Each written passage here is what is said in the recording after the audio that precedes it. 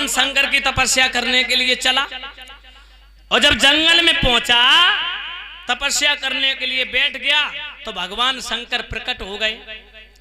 और जब भगवान शंकर प्रकट हो गए तो कहा है कि हे भक्त, हम तेरी भक्ति पर प्रसन्न है, तू हमसे वरदान मांग ले, लेकिन शर्त एक है कि तो वरदान अगर एक दिए तो तेरे पड़ोसी को।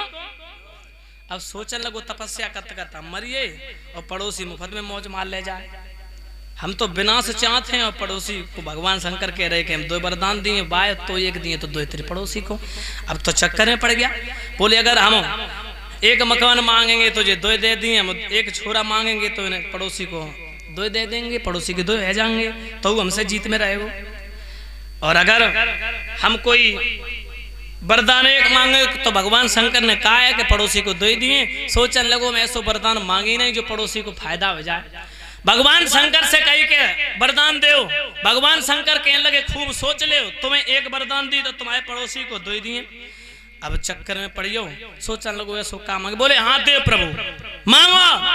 भगवान शंकर ने कही मांगो तो पड़ोसी कहने लगे प्रभु पहलो वरदान हमें दो कि हमारी 1 आंख फूट जाए। बोले काहे? हमारी 1 आंख फूटेगी पड़ोसी की। तुम्हें तो कह रहे कि तुम्हें 1 दी तुम्हारे पड़ोसी को 2। अब भगवान शंकर कहने लगे बड़ा ही सालू है। बोले और वरदान मांगो, क्या मांगे हो?